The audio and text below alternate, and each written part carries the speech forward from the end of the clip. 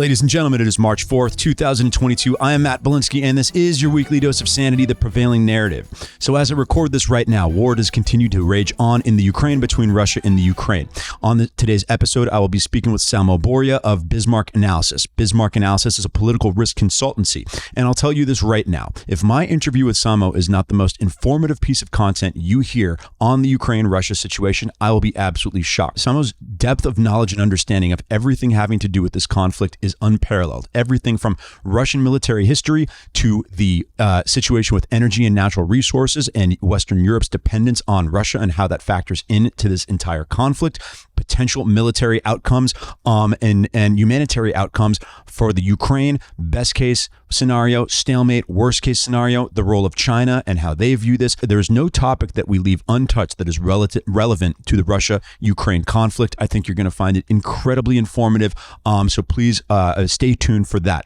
In the meantime, looking back on the first week of this conflict and more so the conversation surrounding it, because hey, that's what we do on this podcast, the prevailing narrative. We look at the narratives that are going on in the public discourse. And one aspect of the chatter around this that's been kind of unfortunate is how the smearing and the demonizing of the realist perspective, okay, in that essentially, if you simply acknowledge the strategic realities on the ground, and they're not entirely because the realities are they're not entirely friendly to the Ukraine, whether we would like it to be or not, or understanding that there may have been a contribution strategically of Western hostility to Vladimir Putin's actions here, you are then viewed as pro-Putin or Putin-friendly or a Russian stooge or God knows what, and that's simply not true. We need to be able to understand the strategic realities and facts on the ground irregardless of the moral paradigm, right? And this seems to always invade and contaminate the conversation. So one guy who's pretty well known in this realm is John Mearsheimer. John Mearsheimer is known as a purveyor of great power politics, and how that is described is a school of realist international relations that assumes that a self-interested attempt to preserve national security, states will preemptively act in anticipation of adversaries. So just accepting the reality that if you take hostile action against an enemy country, eventually they're going to take hostile enemy action in return. And regardless of who's to blame, regardless of who's right and wrong, that's simply a reality. And that funnels into what happened here. Okay. And that in people wondering, regardless of whether Putin is good or bad, stupid or smart, is he rational or crazy? And we need to be able to accept the possibility that regardless of whether or not he is a good guy or a bad guy, that he was acting in his own and in Russia's rational self-interest in invading the Ukraine and in understanding, hold on, what was rational about it? Why were his interests at stake that it made sense to invade and to escalate the violence in this situation? Another gentleman named Lee Smith, who had a great piece in Tablet magazine, which was titled Ukraine's Deadly Gamble. I don't love the title because it still seems to imply right or wrong, but the way he put it is, it is not an expression of support for Putin's grotesque actions to try to understand why it seemed worthwhile for him to risk hundreds of billions of dollars and the lives of thousands of servicemen and possibly the stability of his own regime in order to invade his neighbor. So understanding how we got to where we are and whether or not our strategic interests are served by varying levels of support for the Ukraine or participation in this conflict, that we need to be able to look at that. We need to be able to decipher and understand that instead of just trying to create this cartoonish version of the situation where with Putin, the evil dictator that needs to be opposed at any and all costs, and he's crazy and he's going to launch nukes in 15 minutes. It's like, no, people act in their own best interest. And we have to understand why it was in Putin's best interest to act now and invade the Ukraine and what his goals are, as opposed to why he didn't do so 5 years ago, 6 years ago. Why in response to the Maiden Revolution in the Ukraine in 2014 did he only snatch Crimea? He could have invaded the Ukraine theoretically at such time, but he didn't. Why did this happen now? And I think we need to be able to look at this with a clear head, and that's what me and Samo will try to do later on. Once again, it is not an expression of support. It's trying to game out what's happening here, because failing to game out potential outcomes or potentialities, that's how you get in this situation in the first place, right? Much like how a lot of United States national security actors back in 2014, when Viktor Yanukovych, the former Ukrainian president who was a little more pro-Putin, was overthrown, in not gaming out where things could go from there and encouraging that regime change, that did trigger Putin to go annex Crimea, right? And that has led through a variety of dominoes to the situation that we find ourselves in today. Okay, so that I think that's important framing for my discussion with Samo. Okay, so what else are we seeing play out here?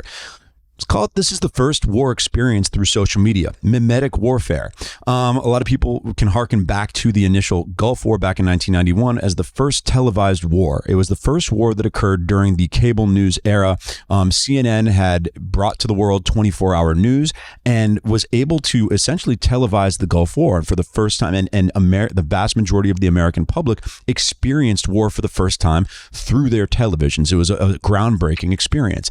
We seem to be in another version of that with the Ukraine-Russia conflict as the first true military conflict during the social media, the fully matured social media and cancellation era. Okay, so what are we seeing? We're seeing the battle for hearts and minds, or the info war, if you will, being fought via memes, via internet and social media tropes. And people then, people want to believe and support this notion of Ukrainian heroism, of hero mythology, and are attaching themselves to stories that they hear through social media and then spreading out memes. One of these, for instance, being the Ghost of Kiev. Through social media pipes, out of nowhere comes this meme that there's this heroic Ukrainian fighter pilot who shot down 6 Russian planes, and that's hasn't happened in the history of warfare in quite some time. And off the internet goes running with memes about the Ghost of Kiev. You've even got websites up here now, the best Ghost of Kiev memes. You've got American Congressman Adam Kinzinger. The Ghost of Kiev has a name, and he has absolutely owned the Russian Air Force. Seth Abramson. I'm begging major media to report on whether the Ghost of Kiev really exists, as if it's true today that a heroic Ukrainian fighter pilot single-handedly downed 6 Russian jets. This flying ace immediately becomes a stirring symbol of Ukraine's resistance to Putin's war crimes. Here's the only problem. The Ghost of Kiev does not exist. Okay, all it was a phony stirring symbol. And listen, I understand that people want these stirring symbols. They want something inspiring. They want to attach themselves to heroism. But you see how quickly this goes wrong, and how this is just empty calories in the memeified social media era when we try to memify otherwise really important, serious events, like shooting down a bunch of Russian planes or the life or death struggle going on in the Ukraine right now is serious business. And filtering it and laundering it through memes like the Ghost of Kiev really just cheapens all of it. And like, I understand the instinct to do it, but you see where this goes wrong. It wasn't just the Ghost of Kiev. You've got this story and this mythology about the Snake Island border guards. Everybody is sending around memes about these Russian border guards on Snake Island that were approached by a Russian warship, told to surrender, in response told them to go fuck themselves, and then were blown to smithereens, and are these meme martyrs, these heroic martyrs. Okay, everybody got egg on their face on that one too, because then you've got video of the Snake Island border guards. They surrendered. They're alive and they surrendered, and they are in Russian custody. So like, that's the problem. When you try to filter serious issues through memes, you continually step on rakes, and these types of mishaps keep on happening. And once again, I understand people's instinct to find, as Abramson said, stirring symbols of Ukrainian resistance, but like, people got to be able to resist that urge, right? You've got to take these situations a little more seriously. What else of the modern social media environment are we seeing? Some people are describing this as the first cancellation of a sovereign country. Like Jason Willick, we are witnessing the first geopolitical cancellation of the 21st century. What is cancellation, right? Once someone is accused of committing bad acts, the rest of the community or business actors or actors relevant to their existence tries to then impose penalties on them. cancellation, whether it be a TV show or a campaign or an event or anything having to do with the subject matter gets canceled. And that seems to be what's happening with Russia. You've got a cascade effect of businesses and corporations that are pulling out of Russia. Shell, General Motors, British Petroleum, FedEx, DHL. Netflix has stopped servicing Russia. Disney has canceled all future film releases in Russia. Warner Brothers is going to cancel the release of Batman. Russia got kicked out of the World Cup. Formula One is canceled. I think you get the point here, right? So there are a couple fascinating dynamics in terms of memification and then cancellation that are trying to be imposed on this Russia-Ukraine situation. And I do think that describing this as truly the first war of the social media or the meme era is very much accurate. All right, so let's talk COVID here for a second. And who knows, this might be my last segment on COVID. This thing certainly seems like it's about to end. If it's any indication from the cascade effect of blue cities, Democratic strongholds that are dropping either mask requirements or vaccination requirements, Boston drops its vaccine mandate. DC drops its vaccine mandate. New York City, of all places, and this is something I had predicted. Everybody was a little skeptical of Eric Adams. I said, hey, I think this guy is going to try to find a way to drop the vaccine mandate. And while he didn't drop it entirely, he's still keeping it for workers, which affects Kyrie Irving and the Brooklyn Nets. He is phasing out the vaccination requirement to participate in indoor activities, restaurants, bars, gyms, what have you, from New York City on March 7th. Okay, so if all these cities seem to be relinquishing these restrictions, I mean, they were the last holdouts here. And there was an interesting commentary here is that the real last holdout was the San Francisco public school system in response to their decision to maintain mask mandates, even though the state of California and even Los Angeles and northern counties in California had dropped the mask mandate.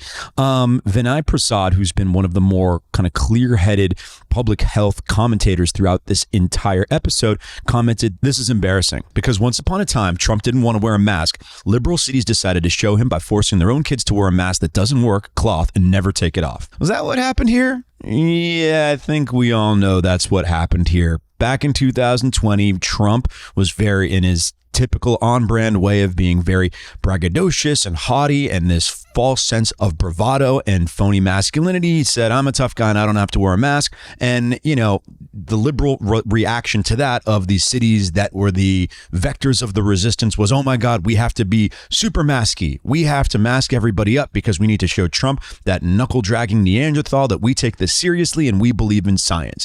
Okay, and that the problem with that was that it lasted for about 18 months longer than it should have. Okay, and everybody's, until it became incredibly safe to release these requirements and these mandates, they kept on with this charade simply to kind of culturally signal a countervalence to MAGA and Trump. And that's what the people living in these cities had to live with and be subjected to over the past 12 to 18 months. But as I described, it seems to be ending.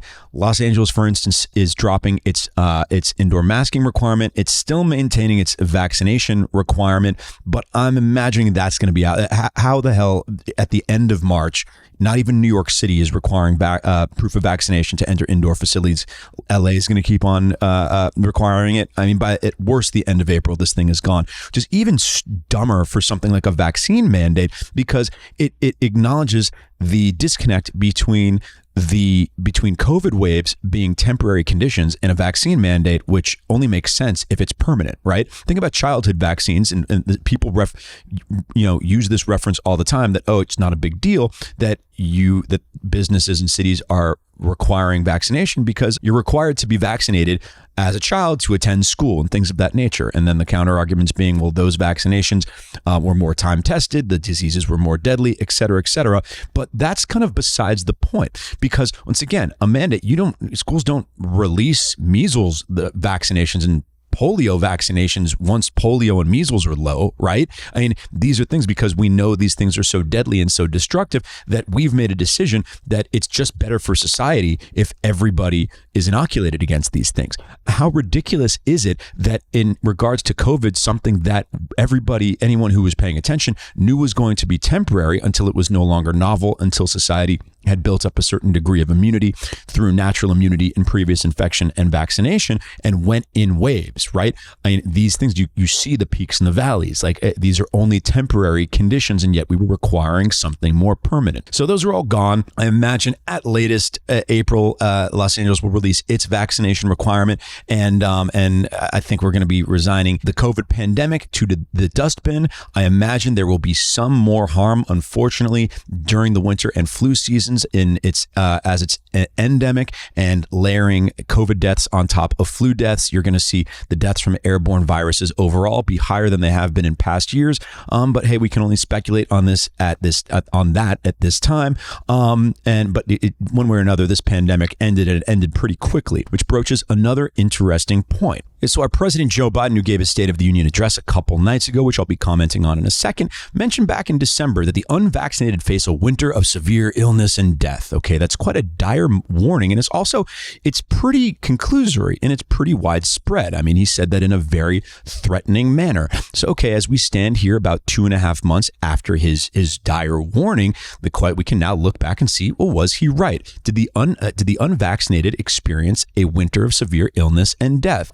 So I believe that the answer is no. So that's what I kind of tweeted out yesterday, and someone found his way into my mentions to explain to me that, well, most of the people who were hospitalized were vaccinated, thus Biden's statement is correct. So let's look at where this person went wrong, where the flaws in this argument are. Yeah, he's absolutely correct that the majority of the people that were either hospitalized or died from COVID during the winter months were unvaccinated. Where he's wrong, and where his entire argument and Joe Biden's argument and his prediction fall apart, is the fact that this was still an incredibly small share overall of people who were unvaccinated. And that's where people continued to go wrong in their analysis, and they'd make these incredibly broad conclusory statements without accepting the fact that, yes, while most of the people who got really sick this winter and most of the people who died were unvaccinated, that still comprised such an incredibly small share of the population and of the unvaccinated population. Essentially, how I put it was, if you predict that everybody in a group is going to experience severe illness, and only about 96% of the people in that group do not experience severe illness, and pretty much 99% of everybody under the age of 55 who is unvaccinated does not experience severe illness, you can't claim to be right. Like, you have to admit that you were wrong there. And so this gentleman, his name was Ben Baer. I think he works for some gaming company. I don't know this guy. But his response to my rolling out of some facts there was, so your opinion is that he wasn't correct when, if you look at the numbers, it's clear that he partially was. Okay, when you make a statement that's that conclusory, you can't be partially right.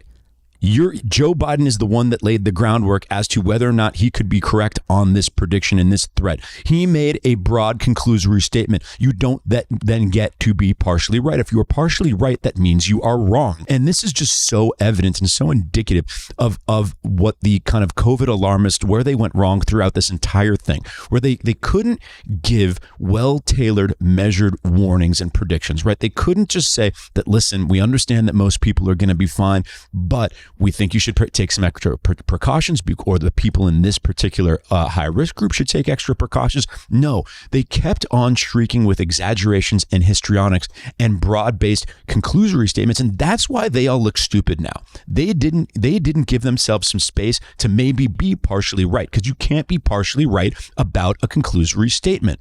And so when Joe Biden said the unvaccinated face a winter of severe illness and death, he didn't qualify that statement. He didn't say many of the unvaccinated. He didn't say most of the unvaccinated that are of certain age groups. If he had said that, he would have given himself so much more cover. But you now see that these COVID alarmists, the COVID restrictionists, are all going to try to, they're going to try to gaslight people by pretending that they were not so conclusory, right? That they were more measured, but that wasn't the case. So I think this interaction, Joe Biden failing to account for his incorrect prediction about what was going to happen to the vast majority of unvaccinated people over the winter, and this Ben Baer gentleman's attempt to defend Joe Biden, I think just if you wanted to tie a bow on this entire situation, you could look at this, and it's a perfect case study on where so many of these people went wrong here. Okay, so 2 nights ago, our president, Joe Biden, gave his first ever State of the Union address, as what would have been his first State of the Union address in 2021 had been canceled due to COVID. So, okay, under what atmosphere is Joe Biden giving this speech? Not a pleasant one. The presidency is not going well for Joe Biden so far. His approval ratings are in the tank. He's at about a net 13 approval rating, so 54 disapproval, 41 approval per 538, which is generally a little bit liberal leaning in its results. You have even less forgiving polling outlets that have him as low as 37. Seems that he's really hemorrhaging support amongst independents who lean Republican generally, but decided that they just were not willing to vote for Donald Trump and voted for Joe Biden instead in 2020. And those people, he is just absolutely hemorrhaging. His numbers with independents do not look good. And there's just an auspice of failure across his entire administration so far. He obviously comes off as elderly and physically and mentally feeble. We've seen the instances of incompetence across Afghanistan, the handling of the pandemic, which he promised to end once he took office. And there's certainly not any remnant of good feeling around how that's being handled. I think his pandemic handling approval numbers went from plus 30 to negative 3 over the course of the last 8-9 months. I mean, that's a huge plummet. You add that to the economic situation, inflation running rampant, gas prices shooting through the roof, and, just another thing with this Russia-Ukraine situation, just another reason for people to feel bad, right? So that's what Joe Biden was staring at as he went into the State of the Union.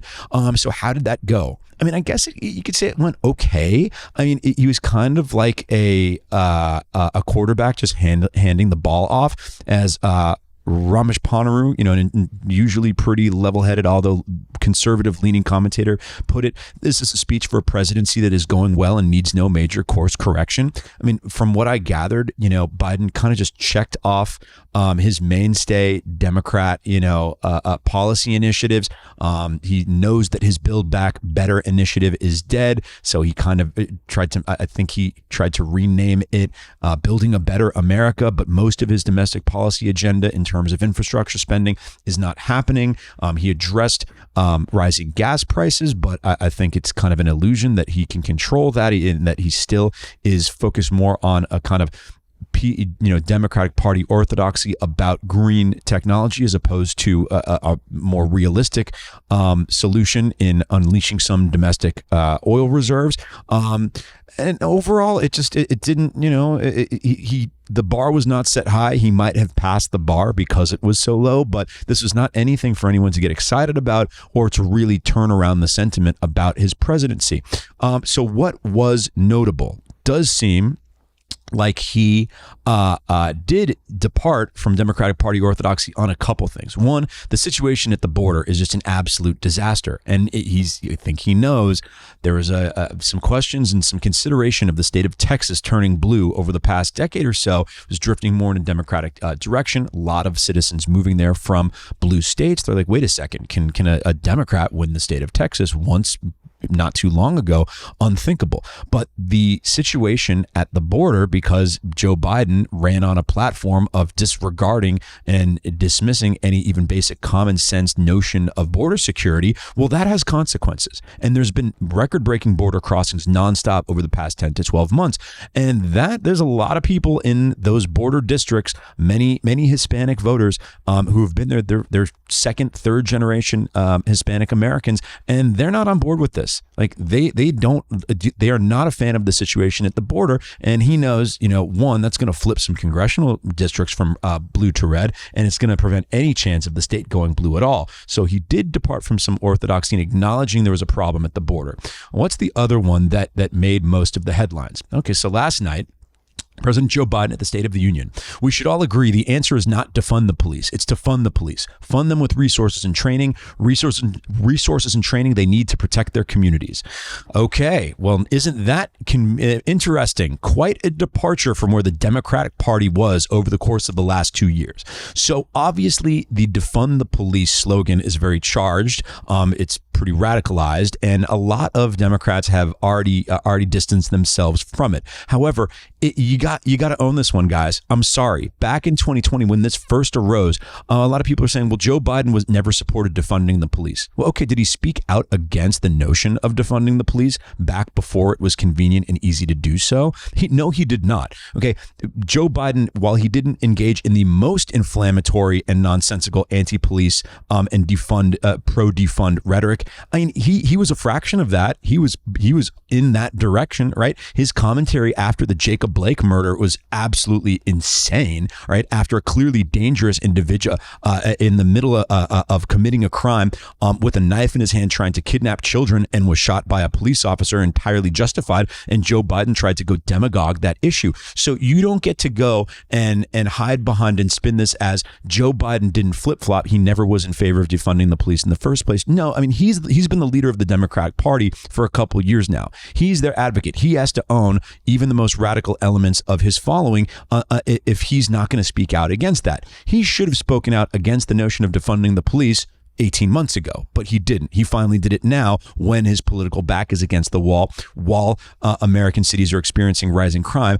and now it's convenient. Now it's trendy. Okay, he doesn't get credit for that. So that was probably the most notable thing that occurred in the State of the Union. We'll have to see. I mean, this is also, I think this was a little more symbolic because, I mean, the federal government can only do so much in terms of law enforcement, and law enforcement is for the most part localized. But I think he kind of signaled, hey, we all know this is a political loser. We know Americans are concerned with crime. We went way too far, and we need to discard some of the rhetoric and ideas that are floated out about the so-called quote unquote reimagining of law enforcement and criminal justice, blah, blah, blah, that we've engaged in over the last couple weeks. So, last couple years. So either way, Joe Biden played it safe. Probably didn't gain much or lose much from the State of the Union address, but he was coming from a place, not a great place to begin with. Who knows, maybe, in some of the patriotic sentiment around the support of Ukraine in this war, maybe that'll solidify and start making people feel a little bit more patriotic and coalescing behind him. Maybe the end of COVID will kind of generally lift the spirits of the nation, and he'll benefit from that. It's hard for him to sink much lower, but the State of the Union, other than the commentary on defunding the police, not particularly noteworthy. But regardless, upcoming my discussion with Samo Burja regarding the Ukraine-Russia conflict and everything contextual surrounding supplementary, direct, from every angle we attack this issue. I think you're going to find it incredibly informative coming up in just a moment. Ladies and gentlemen, this is The Prevailing Narrative. I am Matt Bilinsky, and as we sit here on Wednesday, March 2nd, about the middle of the day, the war is still raging in the Ukraine, between the Russia and Ukraine. We're doing our best to kind of keep everybody informed in real time and up to date, as the situation is very fast moving. But I'm here today with a gentleman who, in the fog of war, in the fog of the commentary around this war, has been uniquely informative and clear about the hard realities on the ground, understanding the background of this conflict, and really invaluable to me in kind of understanding, where, or getting a better able to read the tea leaves about where the situation may be going. His name is Samo Burja. He is president of Bismarck Analysis, and Bismarck Analysis is a political risk consultancy that describes its mission as helping companies, governments, philanthropists, and investors in their vital role of maintaining and advancing our civilization. So, Samo, thank you for joining us, and I'd love to hear a little bit more about Bismarck Analysis and expansion on that mission statement that I just mentioned. Thank you, Matt. It's a pleasure to be here with you.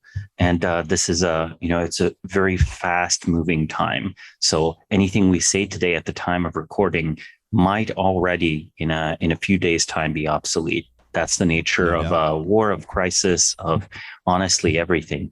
So to say a little bit about my company is a political risk consultancy. We basically provide custom analysis and research into political events that might impact the economic or philanthropic interests of our clients. We usually work with ultra high net worth individuals, sometimes with government officials. Often people need to sort of bypass the absolute mess that is bureaucratic information and get an answer to something relatively quickly. These are very specialized services, but we also provide a more, let's call it a more democratic service, the Bismarck Brief. It's a weekly newsletter. If you subscribe at brief.bismarckanalysis.com, once a week, you're going to get an in-depth report on one topic that matters for understanding the strategic landscape. Through the course of a year, we cover basically everything that at the highest level matters. So it's an analysis based on fundamentals, institutional, organizational, economic, political, that's not news driven. One of the reasons that some of my content has traveled so well recently, and honestly, not just my content, my team's content, has been that we've been looking at the Russian military for quite a while. And it was sort of inevitable it would eventually come up. If you remember 2 or 3 months ago, the Russian military already intervened in Kazakhstan to stabilize an allied government. So it's this kind of thing where you're not trying to predict a specific event. You instead are trying to predict and describe, accurately model all of the moving pieces that drive these events. Accurately modeling all the moving pieces, driving them, and there are so many, and that's where so much of the commentary has unfortunately become linear and also limited in time and remembrance, as viewing this conflict as starting just a week ago, and of course this is something that has been going on for quite some time.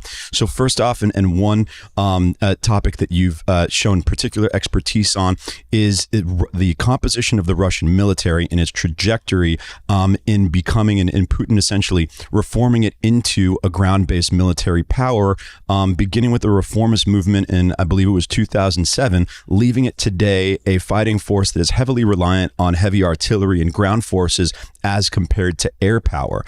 If you could tell us a little bit about that trajectory, even tracing back to the end days of the Soviet Union and how Vladimir Putin modernized and reformed the military and leading up to our current situation. Well, one of the things that people have to keep in mind is that the Russian military has always co-evolved with the Western military, right? Even the extreme emphasis on air supremacy, sure, for the United States has a legacy in World War II, but was really developed as a primary strategy during the Cold War. Air supremacy has many things to recommend it, including a relatively low rate of casualties. You go in, you bomb everything. Only then, once you have complete air supremacy, completely unchallenged, do you move in tanks, do you move in troops, you go in, you go out. This mode of warfare, the United States has excelled at. It's excelled, let's say, less well at, occupation, nation building, all of these other aspects that follow the war itself. But the war fighting itself is like the most successful modern way to wage war. It is, however, not the only way to wage war.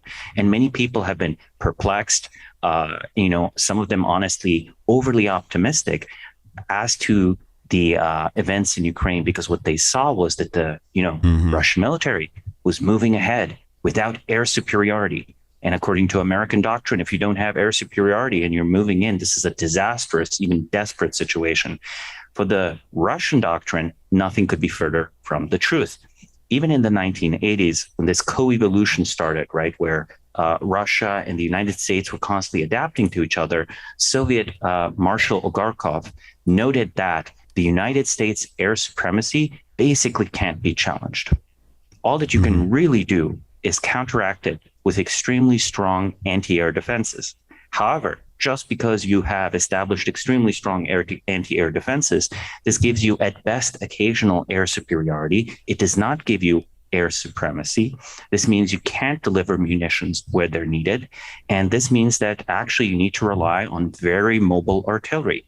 So, in other words, the Russians deliver munitions through artillery. And in the first days of this conflict today in Ukraine, artillery was used sparingly. Because if you imagine the use of artillery in something like capturing a city, it's absolutely devastating. It's absolutely terrible. You level city blocks. You don't fight for city blocks.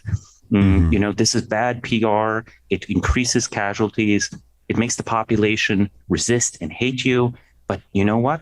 All of that's happened already. So I suspect the gloves will be off. It'll be an absolutely terrible sight in the coming weeks to see this artillery deployed.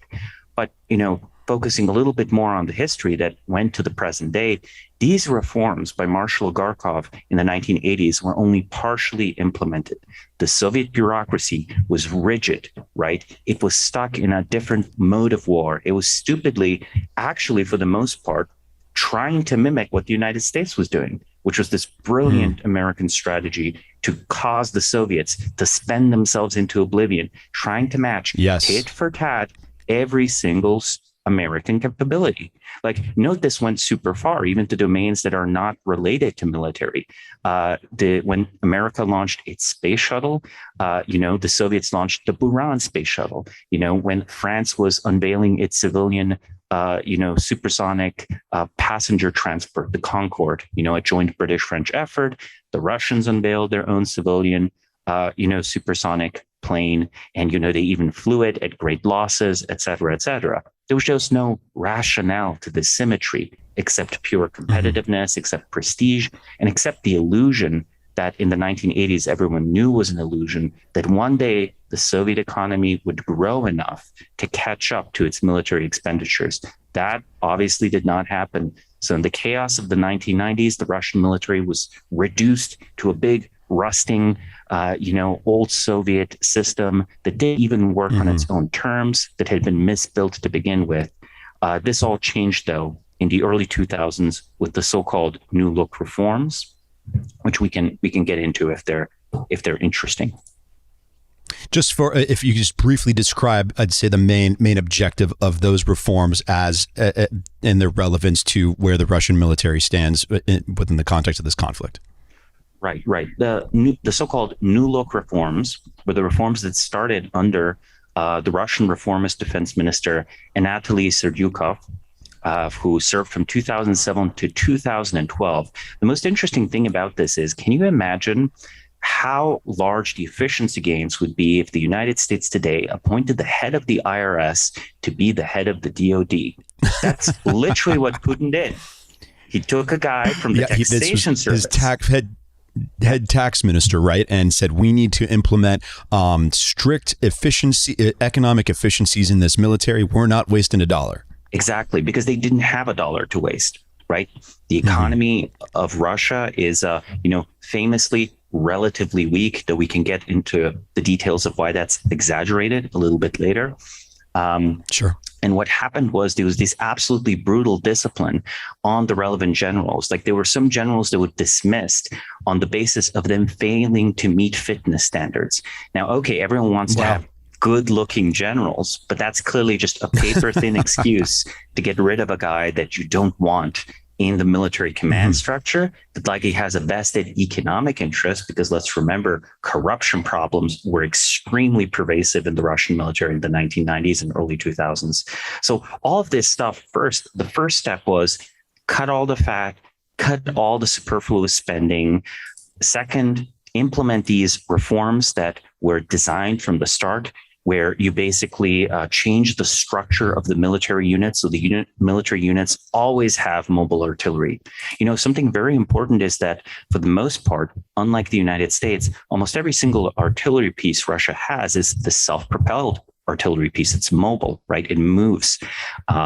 Second, when Russia buys drones, and it did buy many, many drones, the drones do not themselves deliver munitions. What they instead are reconnaissance drones linked to the artillery, improving the accuracy and flexibility of the artillery. So if you imagine a drone is launched, it examines targets, artillery shoots, the drone reports back immediately what kind of corrections are needed, the artillery shoots again, the artillery becomes extremely flexible.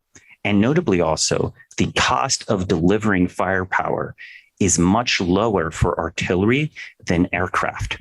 Add to this mobile personnel, transports, add tanks and so on, and you have something that's extremely formidable, very blunt instrument, but a very cost-effective instrument if you're willing to pay the political cost.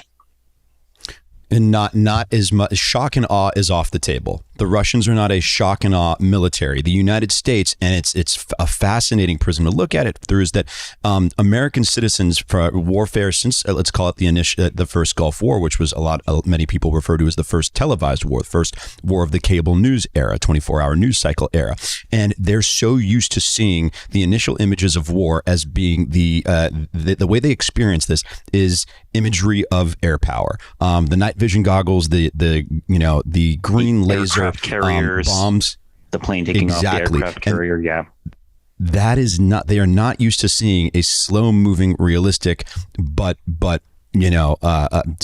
heavy artillery ground forces. It's not how they've experienced war, and it appears to be what threw people off in their initial reaction to this, and believing that because the Russians were unable to achieve all their military objectives within the first 72 hours of the war, that somehow their master plan had all unraveled, and this was not necessarily that. And we'll get into detail on this in a minute, but while Ukrainian resistance did probably outshoot its initial projections, this was simply not a myth, and that the Soviet, the Russian military and its planning was built for a longer, slower, and more artillery heavy force, and that was what was coming at some point, whether one way or another. Well, to a significant. Continue. All I was going to say. To a significant extent, I think the Ukrainian military has outperformed, and the Ukrainian citizens have shown remarkable patriotism and willingness to fight, and that these are all significant surprises. But the very fact that they are surprises says something important about the underlying balance of power here. The other surprise was the Russians are willing to take casualties. Now, of course, Russia is a much older country today than it was in the 1980s or even the 1990s. Its manpower reserves are lower. However, this is a consistent feature of this style of warfare. The Second Chechen War, right? It really did bleed Russia, not just the Chechens. They absolutely leveled in this slow, grinding approach. Cities like Grozny looked like the surface of the moon. And you might think that this would make the Chechen people a permanent enemy of the occupying Russians. However, a Chechen strongman was installed, basically given all the rights to repress his own people as much as needed, and in exchange, he has supported Putin ever since. We should remember, right, that the siege of Grozny was when Putin first sort of made his name in Russian politics. Yes. And endeared himself to the Russian people, it appears, and it's and something that people seem flummoxed about is how it appears that a number of Chechen battalions are some of the most fierce and forthright Russian fighting forces thus far in this conflict. The result of this has been that there's been 20 years of building up a completely loyal force to this little statelet or fiefdom in Chechnya, right? Federal Russian forces have very little influence as to what goes on in Chechnya itself. It is de facto a small independent country in all but name and in all but foreign policy, just personally tied to Vladimir Putin, something that is politically extremely useful. If you imagine that you are an autocrat and you have a political reserve of fighting men, fighting people that is completely uncorrelated with the normal military, this is great insurance in case of a coup. So one way to think of the Chechens is that, sure, they're tough fighters, but those units are in a way almost military police forces. They're there to really watch out for any sort of treason in the Russian military. They're there to occupy the region. So that is sort of their role. And what I imagine, there's no particular ethnic allegiance or affection between the Chechens and the Ukrainians? No. And that's a classic imperial strategy. Like if you think of something like the Ottoman Empire or even the old Russian Empire, you always take people from one side of the empire to fight those on the very other end, right? So, or let's say during World War I, right, when Austro-Hungary had a Serbian population, they would never send their Serbian soldiers to fight Russians. They would send their Serbian soldiers to fight Italians, right? And their Italian soldiers to fight Russians. This way, there are fewer defections. There's less empathy, less sympathy. You weaponize old hatreds. And this is something that's just a universal feature of many empires throughout human history. And it's still used today by modern states. Absolutely, and something that us in the West just refuse to acknowledge in so many ways, and that there's a multifaceted, three-dimensional, the ethnic conflict with a history of ethnic tensions and rivalries in this region that all funnel into this battle. And speaking of which, it seems that everybody forgets that this the conflict, let's call it, raging on the eastern side of the Ukraine and on the Russian border. I mean, it does not appear that this war, quote unquote, began a week ago. It appears that it really began about 8 years ago and simply escalated over the past week. And I'd love your thoughts on the accuracy or inaccuracy of the belief here that essentially, the events of 2014, as I and many other people understand them to be, the Ukraine. At the time, the president was a democratically elected individual named Viktor Yanukovych. He was Russian friendly, but not necessarily a vassal of Russia. He's simply a little more sympathetic, a little more Russian friendly. There was a large trade package proposed to him by the European Union. A lot of members of his government and a lot of the youth of the Ukraine wanted to start to ally with the European Union, perhaps even join the EU and take advantage of the many benefits, in terms of economic development, exactly, various rights of migration and so on. Yes. Rights of migration, perfectly said. And Putin came in and threatened some pretty significant economic sanctions, proposed a counter trade package, and Yanukovych took the Russian trade package instead of the EU trade package. In response, a number of elements in the Ukrainian government, or some kind of grassroots element with support of the United States government and the West, took to the streets, and street demonstrations essentially overthrew Yanukovych, which then led to Putin invading and annexing Crimea. And that pretty much since then, there's been somewhat of a conflict raging in this region the entire time in varying degrees of intensity over the past 8 years, but that this war right now is simply an extension of that. Is that a correct understanding? I think it very much is a correct understanding, because fighting has taken place this entire time, with a brief interlude when the so-called Minsk Accords paused fighting. Now, to be clear, the fighting was not taking place in Crimea. After the annexation of Crimea, that front was stationary. However, two statelets, the Donetsk and Luhansk People's Republics, declared independence. These are basically Russian-backed, entities that probably have local support among ethnic Russians and Russian speakers, because in 2014, Ukraine was much more torn on the question of pro-Western or pro-Russian. There was division across the country, right? When we talk about the culture war, right, in the United States, that was a real culture war, okay? They were disagreeing about which direction their country should go in. And it was divided right across the middle. So if you had in 2014 split Ukraine into two countries, one of those countries would have been Russia aligned, right? And we see this evidence of this, that, the annexation of Crimea was basically illegal on a technicality, right? Crimea declared independence after probably a staged referendum, joined Russia as a Russian territory. It's not acknowledged as a Russian territory by most states. Most states continue to view Crimea for the entire last 8 years as Ukrainian territory. So let me just emphasize, it's not justified in that sense. However, having said all of that, the fact that there was no insurgency in Crimea, the fact that people in general seemed genuinely pleased that to join the Russian Federation, I think the majority of the population of Crimea wanted to be part of the Russian Federation. So I think that was a complicated situation, much more, in a way, morally complicated than what's happening today. I wouldn't call it justified, but just in fact, the reality is that, Crimea was an easy thing for Russia to integrate. Having said that, Luhansk and Donetsk, very different. Fighting took place in those provinces. The statelets never managed to claim the entire regions, right? These were administrative regions before they declared independence. Further, the Russians never accepted them as members of the Russian Federation. They didn't even acknowledge them as independent countries. They instead pushed for high autonomy while these regions remained part of Ukraine. Why would Russia do this? Well, it's a little bit of a weight around Ukraine's neck so that it could never really go to the West. As long as you had these two regions that are technically part of Ukraine, that have significant rights, perhaps even veto rights on foreign policy, you could not have a Ukraine that enters NATO. You could not have a Ukraine possibly that even enters the European Union.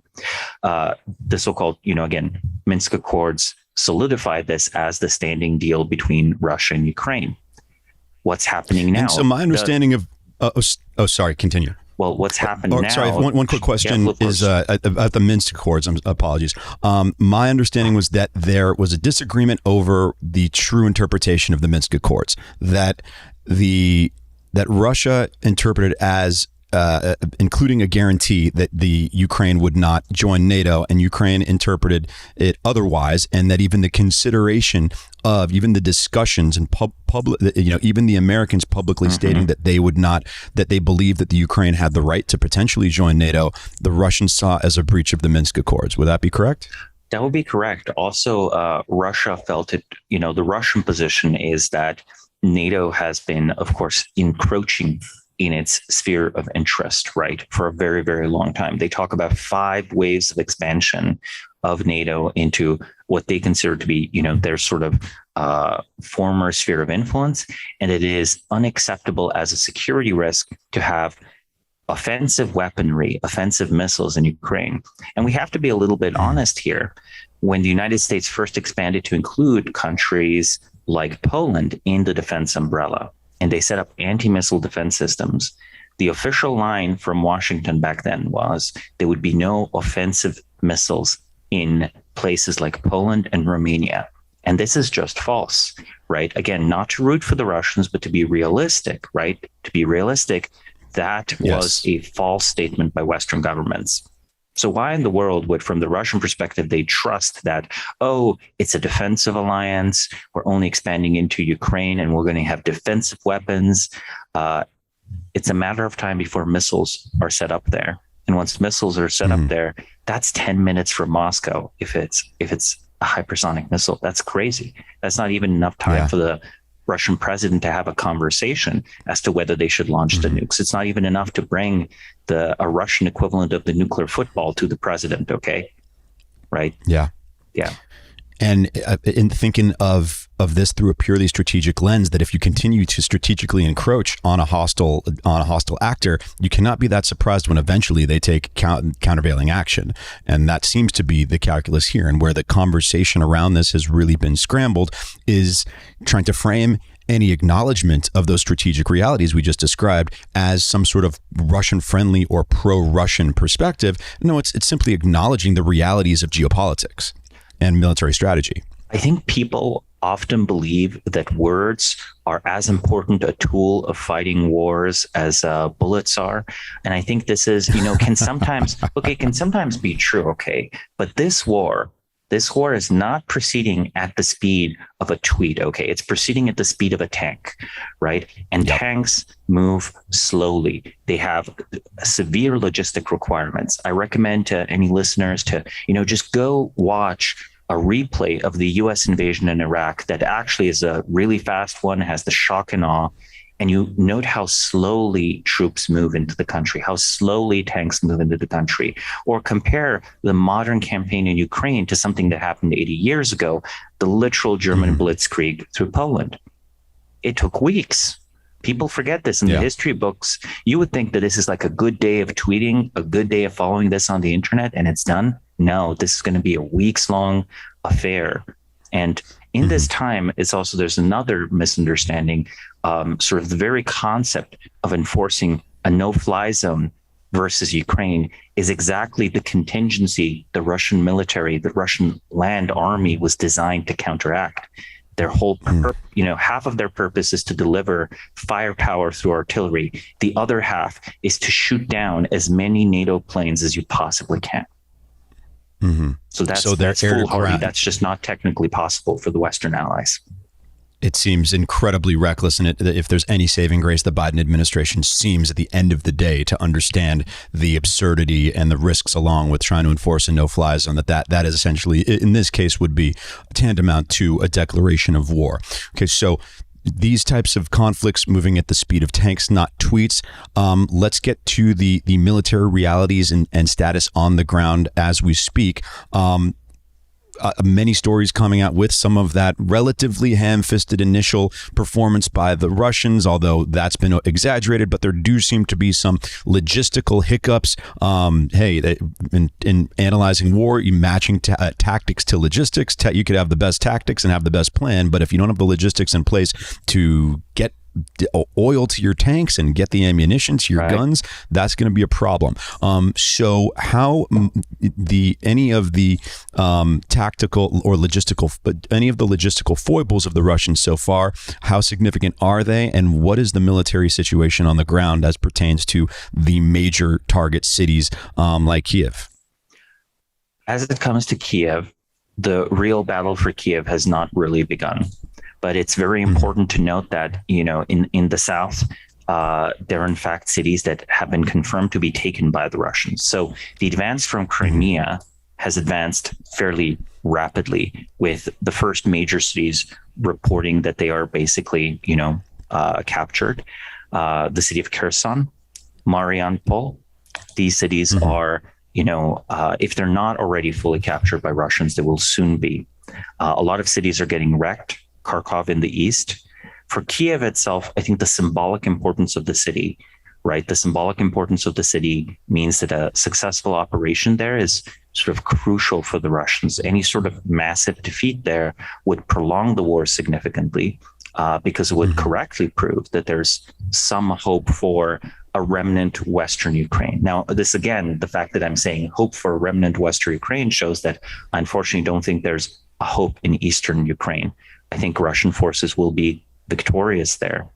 But the logistics difficulties of the extremely long convoy everyone's reporting on, that is embarrassing to the Russian state. That is in fact something that has exceeded their logistical capabilities. Now, previously, the Russians actually had shockingly good logistics for small expeditionary forces. What should be remembered is that Russia successfully intervened in Syria and kept its small force there supplied. This is the first large war that Russia has fought in recent history. This is not Georgia. This is not a peacekeeping operation in Armenia. This is not a limited operation in Syria. This is not even, the very interesting hybrid war approach of taking Crimea in a mostly peaceful manner. This will have massive strains on their logistics. And the interesting question is, will they be able to resolve these over the next 2 weeks? If they resolve them over the next 2 weeks, I think that Kiev will easily be taken. And if not, this could drag on for months, battles in Kiev itself. Wow. So their logistic foibles thus far can be overcome. We anticipate that they will be overcome, and that this was something that was a failure of a kind of military intervention of first impression, that most of their objectives previously, since they have rebuilt and modernized the military, were much smaller than this one. And this is why this is the most significant military conflict in Europe in God knows how long. And I guess the Russians are experiencing some growing pains in that regard. So I do believe they will eventually develop the logistical capability. It's just, it's always the case when you start a war. It's usually just an unmitigated disaster for almost anyone. Yeah. So if you ever read any close histories, or even closely read on recent conflicts, you realize that so many things go wrong that could not be predicted, right? And it's always a disaster. And then the key test of a military and a political system is the flexibility to endure initial problems and basically troubleshoot them until you have a smooth military machine running. No doubt. And once again, where a lot of American perspectives have been skewed by the televised air bombardment that has been kind of how we've primarily experienced American war over the past 30 years, I'd say. And so mapping out Putin's true objectives here, and obviously we're acknowledging that his objectives here were more significant than those of recent military interventions over the past decade or so. One, he says that he has no interest in occupying the Ukraine. Is that true? Two, is regime change a firm, fixed objective of this military incursion? I think that anything short of regime change is at this point sort of a strategic defeat of Russia, though that unfortunately does not mean a victory for Ukraine. Russia will certainly succeed in taking territories away from Ukraine. Luhansk and Donetsk are most likely going to be directly annexed into the Russian Federation. As for the rest of Ukraine, I think the goal is to establish a local strongman, a local regime that represses the Ukrainians for Putin. And Putin's view is that over a 20-year period, much as the Chechens have come around, the Ukrainians will come around. And this puppet state entity will, I don't know whether, depending on how well the war goes, Putin might decide to completely deprive it of access to the Black Sea. No, that's extremely important. Places like Odessa, Crimea has already been taken, right? The coastline along the Sea of Azov. That stuff was already in a way baked in 2014, where, let's remember, when Crimea was taken, half of the Ukrainian naval fleet was taken. This is why Russia has naval supremacy in the Black Sea versus the Ukrainians today. Had Crimea not been taken and such an operation was undertaken, we would see serious naval battles and resistance from the Ukrainian Navy. And that's not what we're seeing, of course. So that's what I mean by baked in. The Russians can operate navally with impunity in the Black Sea unless it's escalated with NATO interventions. And even when it comes to NATO, Romania, Bulgaria, and Turkey, their navies are still weaker than the Russian Navy in the region. It would take the US Navy, right? It would take Western allies such as France and the United Kingdom. And that would be, that would be a world war for real. But to go back to the question of what is the objective, I think it's the toppling of the government in Kiev, a replacement with an aligned Russian government. This government probably joins the Union State being the entity that unifies Russia and Belarus. This has often been considered a paper entity, but in recent years, it's become more and more real. Belarus is supporting Russia in its invasion. That's why a Kiev operation was even possible within the first few days, because Russian troops went down from Belarus. Further, Belarus has now passed laws that allow the placement of foreign strategic weapons in the country. In other words, there are probably Russian ICBMs being driven right now across the border into Belarus, shortening flight times to various targets in Western Europe. And I'm sure this has not escaped Western military planners. Finally, there's evidence, and there's at least that's what the Russian and Belarus government are indicating, that the Belarus will join the fight directly. So what I'm saying here is the Union State might, after this war, be made into a real entity. Large chunks of eastern Ukraine, Luhansk and Donetsk, maybe even a land bridge to Crimea itself around the Sea of Azov, those are very likely to go into the Russian Federation proper. Odessa, I'm less certain. I would not be surprised if eventually the war is expanded to include Moldova. Moldova has a breakaway statelet that has existed within official Moldovan borders since the 1990s, since the collapse of the Soviet Union. And that little statelet has, through this entire period, hosted Russian troops. I think it's called Transnistria. And fascinating. And so this was a question Moldova, that a friend of mine posed. NATO member, so that's very important, right? It is a similar situation to Ukraine. And to that point, and a friend of mine had inquired on this earlier, is there any red line that if Putin does cross would trigger, because once again, the international community has come out very strongly against him mimetically and economically, but not militarily. What is the red line that he crosses that does catalyze the international community and or NATO to militarily intervene?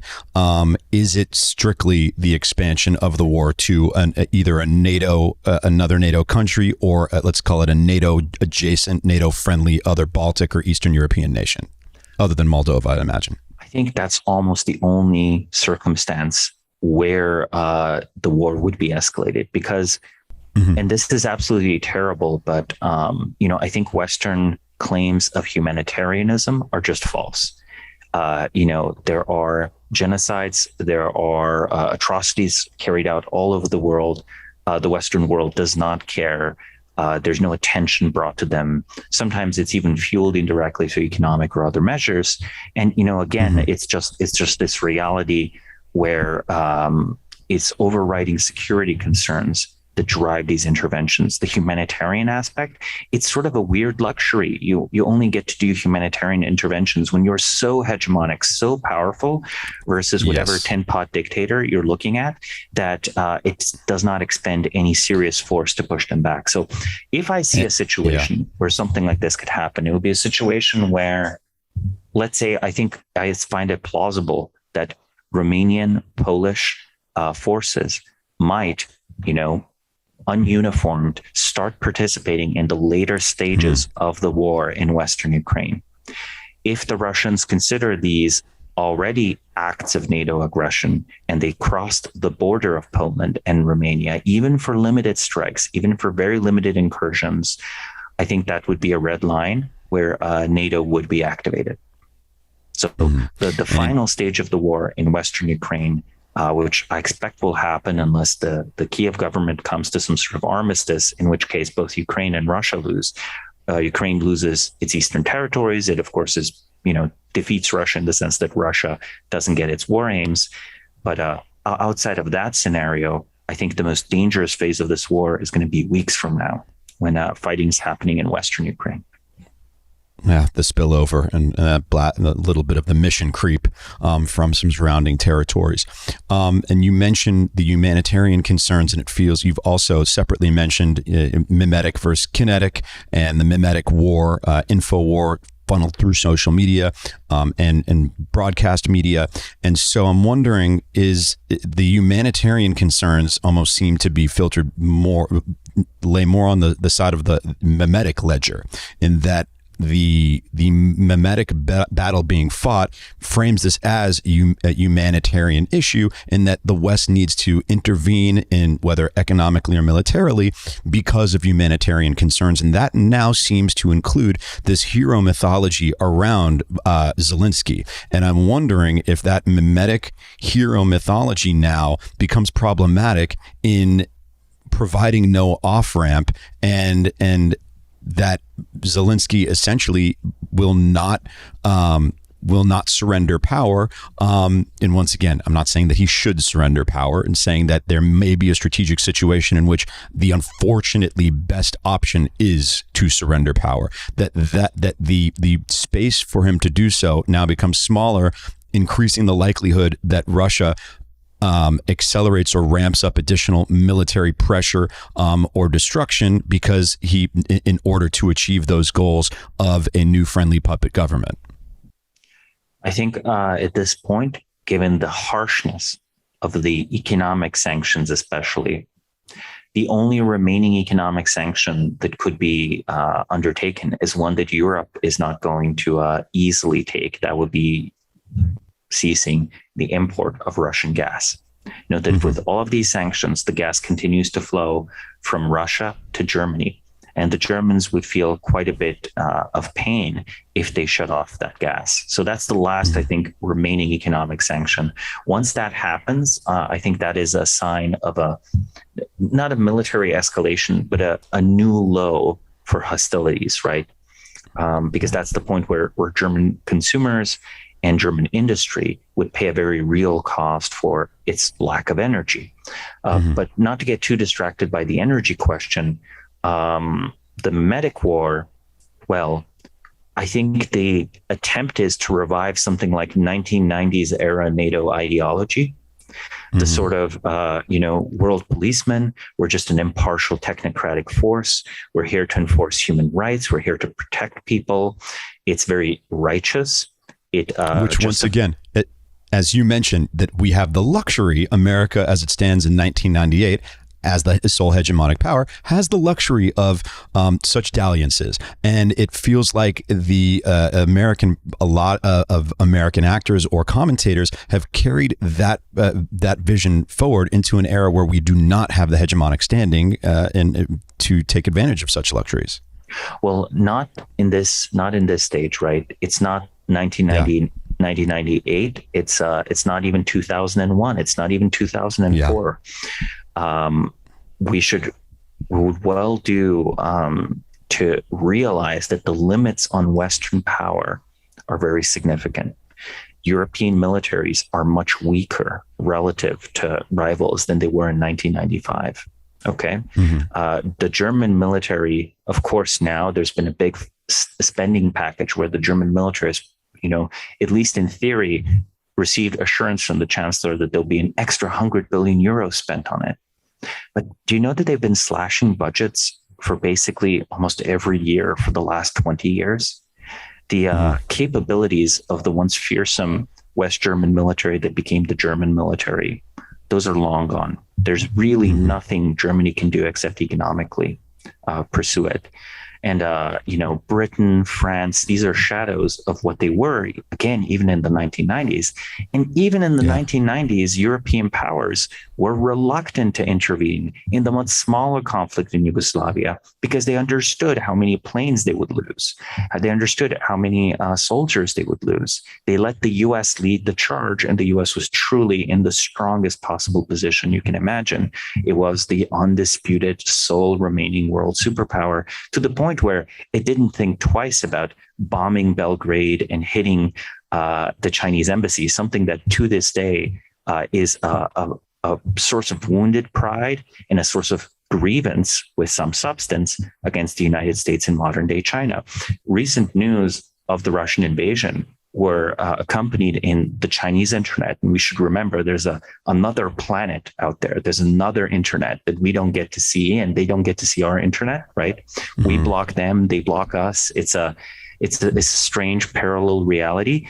On their internet, people brought up the bombing of Belgrade, and people reported being moved to tears or cheering when seeing Putin's speech televised, being like, oh my God, finally, there's someone that's explained what's been done to China. And we're so happy to see Russia stand up to the US.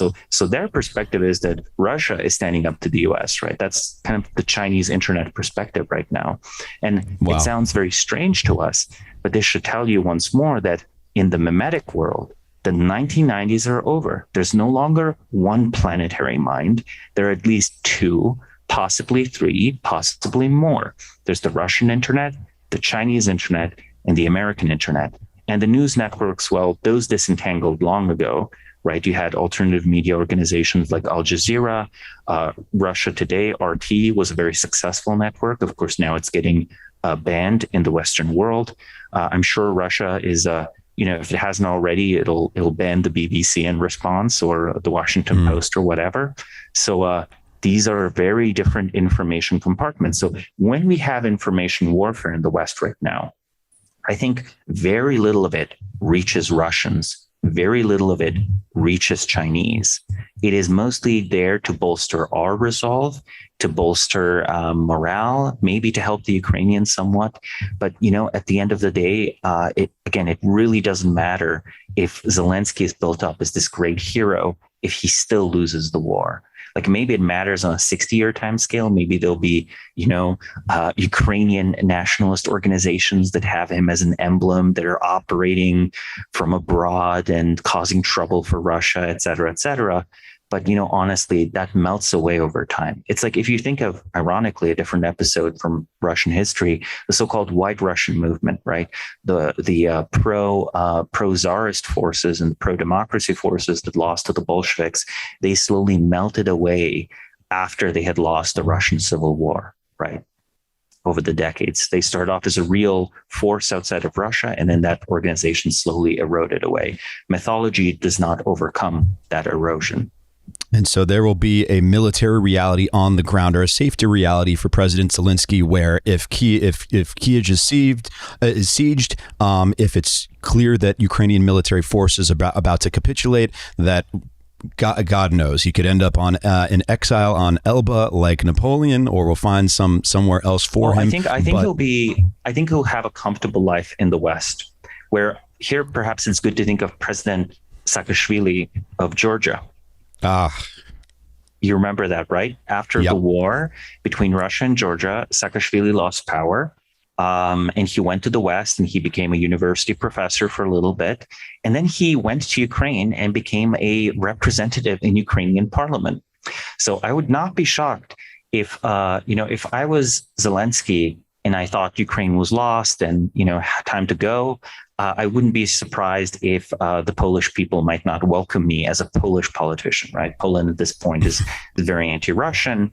As long as he learned Polish, I wouldn't be shocked if he became a major public figure there. No doubt. One more point on the mimetic aspect of this, and we're hearing somewhat of the internal narrative that Putin is pushing regarding this particular Ukrainian government and some of its elements, trying to frame it as just another corrupt kleptocracy with neo-Nazi elements. And then at first glance, at least to us in the West, this seems ridiculous. How could it have neo-Nazi elements if it's been in power and is democratically elected and has this wonderful President Zelensky who's Jewish at its helm? But then you dig a little bit deeper and it seems like there are some aspects of at least whether the government or paramilitary or paragovernmental actors who may have some, if not neo-Nazi, some quite hard right nationalist leanings. You hear names thrown around like the Azov Battalion, Svoboda Party, C-14, or sometimes referred to as S-14. To what extent are Putin's claims of these Nazi or hard right elements true or false? I think they're basically true, though the fact is that those units were significantly purged from political power that it for a brief time seemed like they might acquire after Maidan. What I have to also raise here is context. I think the comparison with former Yugoslavia is very fruitful, both in Croatia and Serbia. Officially, the governments at the time did not support these extremist far-right ideologies, but both of them were very happy to arm and train technically non-government militias fighting in Bosnia with those ideologies. And today it is the official policy of the Ukrainian state to give weapons to whoever will fight for Ukraine. There's no ideological test there. There's no moral or ethical test there. And honestly, as a desperate war measure, I understand it. So my prediction is the longer the war lasts, the more the hardcore units will be composed of groups that are political extremists of various stripes. And so I don't know if you've seen this video floating around, but I'd love your take on it. A gentleman named Gonzalo Lira, an English speaker who at least appears to be a resident of the Ukraine, Kiev, and mentions and did about a 2-minute video that went viral mentioning that the Ukrainian government, once again, not that this means that they have the moral compunction here in this battle, but that they essentially armed anyone who wanted to be armed, they armed, and arms fell into the hands of some thugs and bad actors. And Kiev is now a crime-ridden cesspool, essentially, because all of these criminals that the Ukrainian government was arming ostensibly to fight the Russians, and to a certain extent, maybe they have taken arms up for legitimate causes against the Russians, but are also running rampant on their own personal criminal activity throughout the city. I'm wondering if you've seen that video or if you've heard any inklings of the truth or falsity of this. I've seen the video. I basically think that I think we should expect about half of all the news we hear, either from Russian or Western sources, to be lies. There have been multiple videos that have been edited and doctored on both sides. There have been multiple videos that have been mislabeled. Photography, right? There's just a lot of false information traveling around here. Having said all of this, it's hardly unprecedented for organized crime to make use of a national emergency, right? Or a war. And Ukraine, much like Russia, has a serious problem from the Soviet era inherited of very well-developed organized crime networks, often connected with international crime networks. So I don't even know how to begin to evaluate the true situation of whether this problem is worse in Russia or Ukraine. But the fact that that is an open question, I think says volumes. No doubt. Moving on, and we'd kind of touched on a bit of the energy situation previously, but I want to dive into that more substantially here. There is a Twitter thread by Arizona Senate candidate Blake Masters, who's become somewhat of a notable talking head on social media, and you had retweeted this, and his perspective on this situation was quite interesting. His first tweet: "The situation in Ukraine is dangerous. It's hard to tell what's going on beyond that because we don't have a real media. Neither does Ukraine, and neither does Russia." To your point just a minute ago, that we have to be skeptical of media coming from all sources. Do your own thinking. Here's some of mine. How is this possible, meaning this conflict? Why was Putin tempted to think that violence would work? The answer is two big blind spots of Western leaders: energy and power. So going back to what we were discussing earlier about simple strategic realities. Clearly, Russia has been preparing for this for a while in stacking its strategic chips and economic leverage and dependence from, stacking the West's economic dependence on him through oil, gas, and natural resources. And that seems to be even firmer leverage than a lot of people had anticipated, because, as you mentioned, the oil hasn't shut off. The Western Europe still needs oil and gas. And the gas have not shut off, yes. And so, if you could expand on that, given just the extent of Western Europe's dependence on Russia for oil, gas, and natural resources, and whether, your belief or disbelief that Putin had anticipated the West's reaction to any military dalliances of his, and that he knew that he had this card to play and is playing it pretty well. Europe has been pursuing a green energy policy for a long time. But what's usually not discussed when it comes to the goal of increasing efficiency, introducing green energy, is the severe problems of intermittent power. The sun does not shine on a schedule, right? Sure, There's day and night, but weather exists. Further, wind is in a way even worse, so it has the advantage of being decorrelated from sunshine. Finally, a lot of countries in Europe, like the United Kingdom and Germany, are just very cloudy countries. They're not California, they're not Texas, they're definitely not Spain. So at the end of the day, solar power can only bear so much. So when you start closing down nuclear power plants, as was done in Germany, you either run coal or you try to run renewables. If you run renewables, the natural complement to renewables is natural gas. Natural gas can be turned up and turned down to help solve problems of intermittency, right? The power grid has demand that's not met. You can compensate that demand with electricity.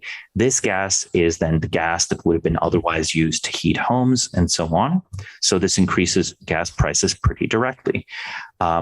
With regard to heating homes, that's a little bit of a more complex problem. Like, you maybe could transition to various forms of biofuel and so on, and there've been subsidies to do this, but it's not really happened. So a very expensive transition to green energy has made all of Europe much more energy dependent, not energy independent, right? Because coal, as dirty as it is, you can dig coal in Germany. In fact, they still do. Yeah. Right. And nuclear, as bad as its PR is, well, nuclear is pretty independent. You only have to buy some uranium and some fuel, and it lasts you for a very, very long time. And there are plenty of countries around the world outside of Russia that would happily sell uranium to France or to Germany or to Britain. So when it comes to energy independence, I think there's need for a new energy policy where basically these sort of green goals of carbon reduction are married to a realistic plan for a geopolitical disentanglement from crucial rivals, right, with different interests, such as Russia.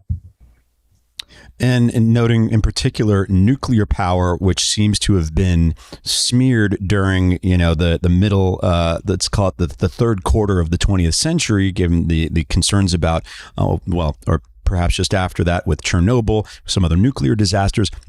It would seem to be a great option for energy independence, but kind of oddly, or maybe not so oddly, but a strategic mistake in Germany to shut down its nuclear energy program, and that you otherwise have separately have mentioned that even if they decided to reinstate that program now, they've lost so much of the personnel, expertise, and mind share. This is complicated stuff. You don't just spin up a nuclear plant or a bunch of nuclear plants, that those who could, the scientists and the personnel who could theoretically help support the nuclear energy options in furtherance of German energy independence are no longer there, and it's going to take them longer to implement this than people may suspect. Yes, it's very much the case that these are highly sought after experts. And if you fire them, they move on. And you are not necessarily going to be able to hire alternatives, right? This has been an industry that's been shrinking, like strangled by both regulation and economic policy for 30 to 40 years. No one in their right mind goes into nuclear. It's not a growth industry. You have to be almost somewhat idealistic or just very, very interested in the physics of it, or just, for some reason, you just think it's kind of cool. And Germany has just been retreating from nuclear power at a rapid pace for the last 30 years, right? It used to have many nuclear power plants. The last three, are set to be closed. It's something else to see a last minute reversal on the last few nuclear power plants. Even if this reversal is achieved, right, which is not going to be trivial, they keep these few nuclear power plants. How many decades will it take Germany to build the first new nuclear power plant? Yeah. How are you going to overcome the inertia of public, just public mistrust after like a 40, 50-year public relations campaign when you told the Germans that nuclear power was the most dangerous thing ever? And now you're telling them, look, we're building a new nuclear power plant near Hamburg. They're not going to like that. It's going to be politically extremely difficult. So what are you going to do? I think you're just going to keep on burning coal, because you will be forced to disentangle from Russia eventually. So perversely, what is supposed to be the cleanest energy policy will turn out to be the dirtiest. Well, some suggest on the mimetic front that Greta Thunberg was actually a Russian propaganda tool and was to inspire, to catalyze bad strategic decisions from the West on energy, thus leaving them more dependent on the Russians. But I'll leave the speculation on Greta as Russian asset for others. So another aspect of the Russian energy situation that you had discussed that I found very interesting was the building of ports for Arctic transportation of potentially liquefied oil. Maybe you could tell us a little bit about that, what Russia's kind of projections are there. And I think you mentioned that they're considering that in terms of possibly replacing some Western demand with Chinese demand. Right. The core problem with natural gas is that there's no real global market in natural gas, right? You need pipelines to deliver gas. You also can use pipelines to deliver oil. However, oil can be transported quite easily via tankers, right? So there is possible in principle to globalize oil energy markets for a variety of reasons. Different oils have different mixes of light and heavy oil and so on. So the oils aren't quite interchangeable. Often you in fact need to import for refining purposes foreign oil, even if on paper your domestic oil is enough to meet your supplies. So there are all sorts of interesting wrinkles here. But in principle, oil is liquid, easy to transport, easy to put on a tanker. Gas, right? You can compress natural gas, you can liquefy it, but this is so much more expensive. This is many times over more expensive than gas pipelines. But assuming the technology keeps going in that direction, how well positioned is Russia to, receive significant revenues in such a world? It turns out quite well. It turns out they're planning on this. They have built several nuclear-powered icebreakers, right? These are icebreakers that sail through the Arctic Sea, leading open routes available for other ships, be they cargo ships or possibly in the future tankers. Their goal is to open up a whole trade route passing the Arctic coast of Russia that can go either into the Atlantic or into the Pacific. This would be one of the most important political developments of the 21st century, one of the most important geopolitical developments of the 21st century. Even if one is skeptical of climate change, and one could even argue that Russia is betting on climate change, they want the world to be warmer, right? They want the Arctic ice to melt. Even if you're skeptical of that, the nuclear-powered icebreakers are a real investment. They've built several, and they are planning to build dozens more. What is the purpose of this? The purpose is an economic decoupling from Europe and a coupling with China. Trade would be much easier with China. This would also be a trade route that would not be constrained the same way usual Chinese trade is constrained, right? Through Southeast Asia, through the Straits of Malacca. It would give China strategic flexibility as well. Given recent sanctions, we have to ask ourselves, how long has Russia contemplated its own economic pivot to Asia, right? It's much less trade dependent on Europe right now, like as of before the invasion, right? I'm not going to talk about the effect of the sanctions. Just right before the invasion, Russia was less economically dependent on Europe than it had been at any other point in the last 25 years. The pivot to Asia, to China, had long ago begun in Russia. And we're talking now about the massive investments that will come to completion, whether or not, European sanctions persist, in Arctic ports, in the construction of many of these nuclear-powered icebreakers that I mentioned, in liquefied gas facilities that will allow them to export gas, by the way, directly from the Arctic provinces to China via ship, right? People don't realize that Russian gas does not come from deep inland within Siberia. It actually comes from the coastal provinces of Russia near the Arctic Sea. And it actually has to travel a really long way through these pipelines before it reaches Europe. So if Russia, if the US were to pressure Europe to take in natural gas via shipping from, let's say, the United States or Canada, it stops buying Russian gas. Maybe it decides American gas it's worth the price because it's a different geopolitical entanglement.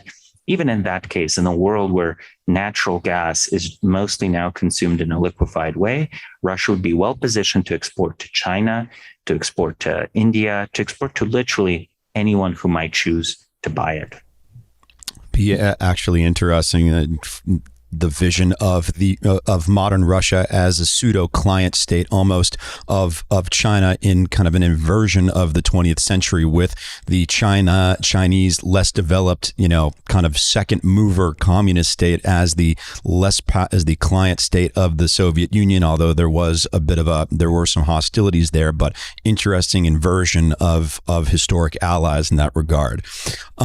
Some people, make allusions to what the U.S. can do in the midterm and long term to kind of recalibrate this strategic imbalance and energy imbalance.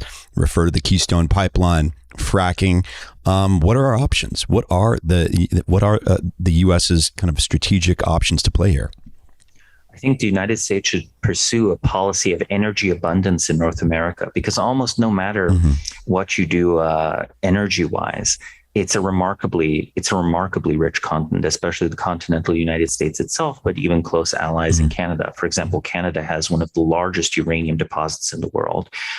There's certainly going to be more oil and gas in Canada's Arctic. I'm sure arrangements can be made for U.S. companies to exploit that. I think the big problem for the U.S., ironically, is not even the U.S. itself becoming energy independent. Is what does the U.S. do about its allies? Japan, Germany, Britain. These are places that have imported natural resources, processed them, and exported goods. They've been part of the American system, some of them for 70, 80 years, others less, right? Places like South Korea only really developed in the 90s and early 2000s. So how do you supply energy to those places is an interesting question. I think the U.S. can still export oil efficiently. It can export natural gas inefficiently. The U.S.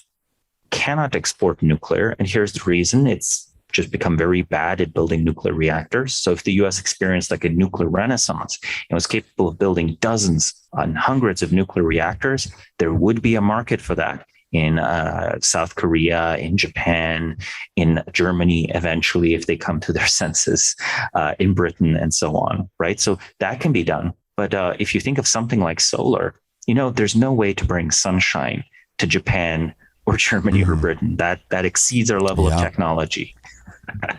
And thus far, available technologies are unable to corral solar energy. Is this even physically possible to corral solar energy into some sort of reservoir for use when the sun is not shining? Am I thinking sci-fi here, or is that even a possibility? People have talked about the hydrogen economy, right, where you could store the energy in hydrogen, and then you would burn the hydrogen. Burning hydrogen produces, water, because oxygen plus hydrogen, H2O. But I don't think this economy makes sense. I think the infrastructure needed to make that work would be more energy expensive than simply not doing it. So I think solar will be a good complement for power for two parts of the United States, especially. It really depends on how these two economies develop. But I think Texas and California are both extremely well positioned because they are the sunniest parts of the world that have advanced economies. There's no part of the world that's better positioned. If Turkey had the GDP of Germany, that's sort of the only part of the world that could use solar power as well as Texas and California can. And now I actually have a fun provocation. I actually think Texas is going to do a better job of making use of it than California, right? Because California does it in order to be green. Well, when Texas does it, they'll do it in order for it to be profitable. And it's not going to be beautiful, small solar panels on your roof. It's going to be, coating the desert in black silicon visible from space. It's really, really super scale solar, right? Like just using much like putting gobs and gobs of land, right? Huge tracts of land. Yeah.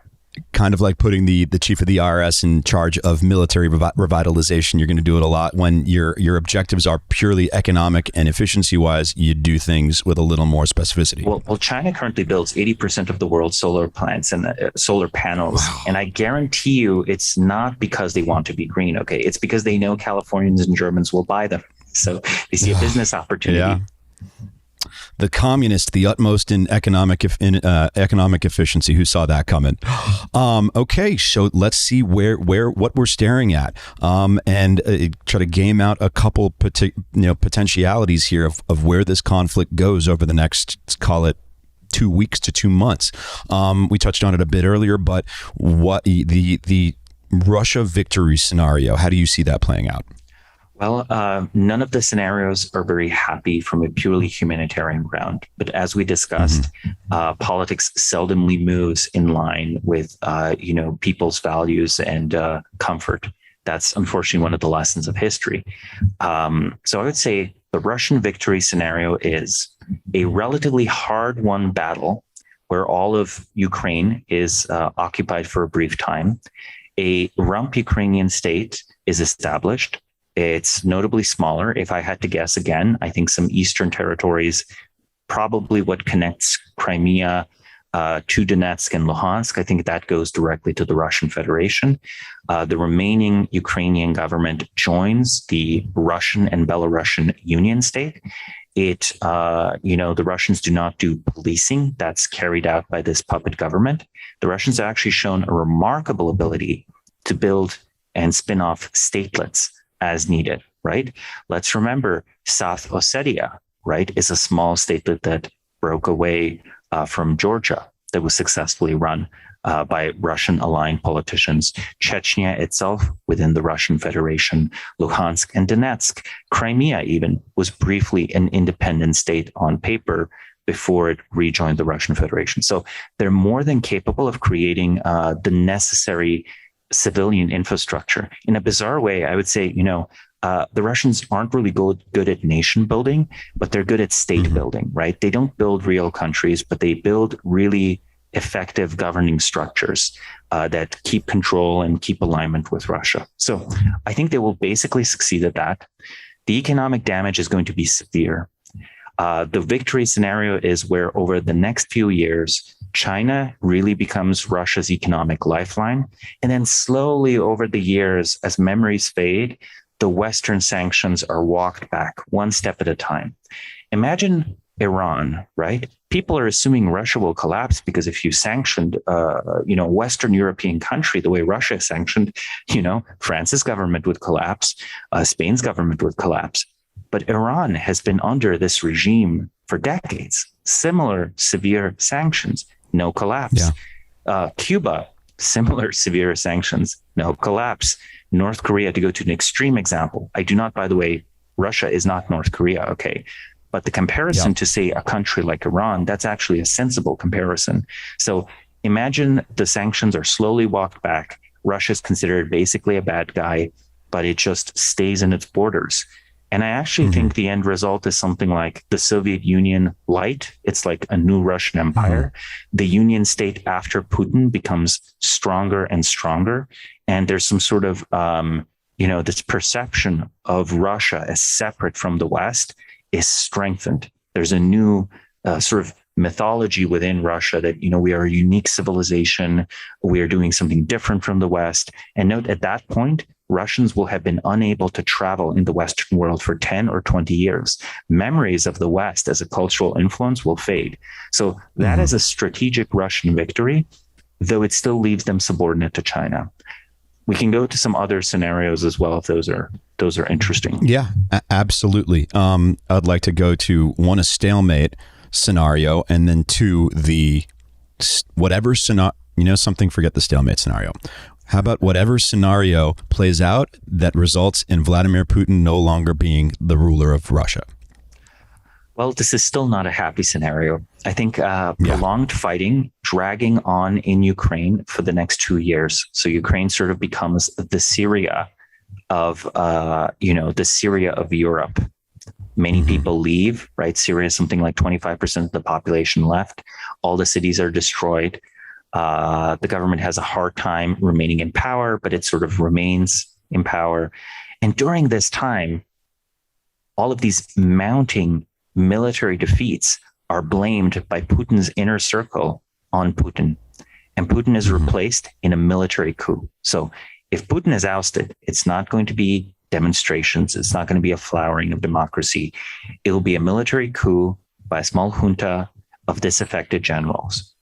This junta will not be interested in retreating from Ukraine, okay? That would undermine their own basis of legitimacy, but they will be interested in ceasing the fighting.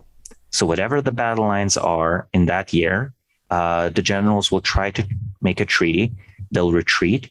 They will not return Crimea. They will not return Luhansk or Donetsk, but they might let go of all the other areas of Ukraine, and they might still insist on a large demilitarized zone. So you might have a really bizarre situation where that government even allows Ukraine's entry into NATO, but a special treaty designates the whole eastern half of the country a demilitarized zone. So that is the position where Putin is no longer in power. The other position is that, a nuclear war starts and he dies in the nuclear blast. Not gallows humor, I guess, there, or whether intentional or unintentional. Yes, very intentional. But, we have to understand a 2% a year risk of nuclear war is absolutely terrible. That means in 20, 30, 40 years, we might live to see such a war. And I think for stupid reasons, basically, we've all forgotten the reality of two massive doomsday machines, right? The American nuclear arsenal and the Russian nuclear arsenal. They hang over all of us like a sword of Damocles, and we shouldn't downplay that. Absolutely not. And I think it's just this naivete, and it's kind of the people find it irresistible to wax histrionic about our options, about taking on the Russians and imposing no-fly zones, and the international community knocking out the Russian military, and without at all thinking about the second, third, or fourth order impacts here, and Vladimir Putin's own instincts for self-preservation, that these things don't always play out so well. And it's just such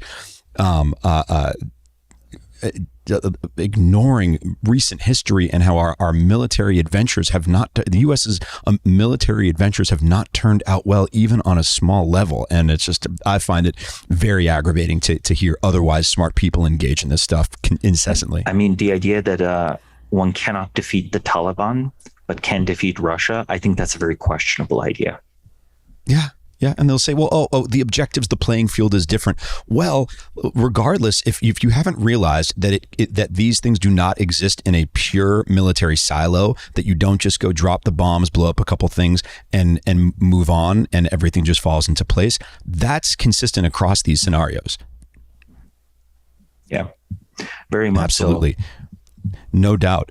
And so, Samo, thank you so much for joining us here today. This was a masterclass on the history, the texture, the details, everything about this current conflict in between Russia and the Ukraine, the economic concerns and implications, mimetic versus kinetic, the whole kit and caboodle.